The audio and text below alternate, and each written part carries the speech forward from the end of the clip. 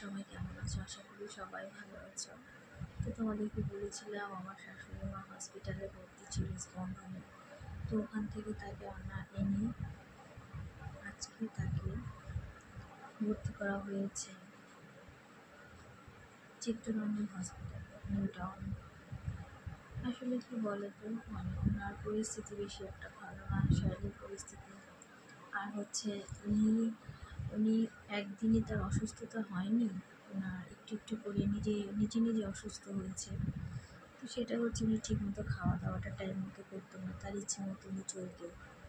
তো স্পন্দন থেকে নিয়ে আসার কারণ স্পন্দনে প্রায় 14 দিনে তার অনেক টাকার বিল এসেছে। আর ওনার যে প্রবলেমটা হয়েছে এখানে স্পন্দনে রাখার মতো অবস্থাতে উনি নেই।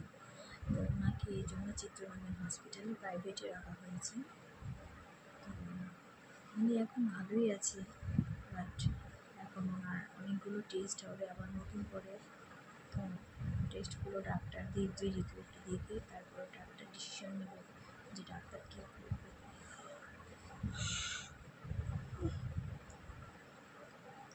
তো তোমাদের কাছে বলার কারণ প্রথমেই আমি তোমাদের সাথে এই ব্যাপারটা শেয়ার করেছিলাম, তার জন্য তোমাদেরকে বলছি স্পন্দন হসপিটালের থেকে এখন তাকে নেওয়া হয়েছে চিত্তরঞ্জন হসপিটালে। আর যারা জানো অবশ্যই তাদেরকে বলতে হবে না চিত্তরঞ্জন কিসের হসপিটাল, সেটা তোমরা যারা জানো তারা তো জানো কিসের জন্য চিত্তরঞ্জন হসপিটাল মানুষ যায়। তো আসলে ভগবানেরই সব খেলা, ভগবান কখন কাকে কী করে সেটা কেউ বলতে পারে না।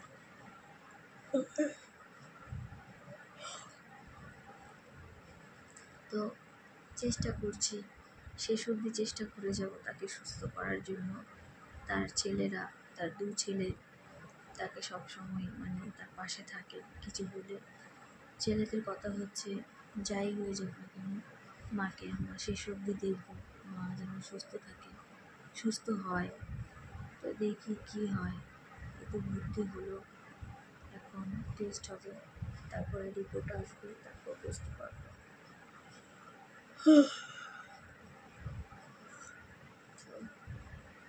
তোমরা যারা আমার ভিডিও দেখো তারা সবাই আশীর্বাদ করো যে তারা শাশুড়ি মা সুস্থ হয়ে যায়, ভালো হয়ে যায়। আর প্লিজ পাশে থাকা বেল আইকনটি অবশ্যই প্রেস করবে নতুন নতুন ভিডিও পাওয়ার জন্য। আমার চ্যানেলটিকে সাবস্ক্রাইব করে দেবে। আমাকে সবাই ভালোবাসো জানি, আমার সবাই ভিডিও দেখো, যারা আমার ভিডিও দেখো তারা আমার পাশে থাকবে সবসময়। সবাইকে অনেক অনেক ভালোবাসে। টাটা।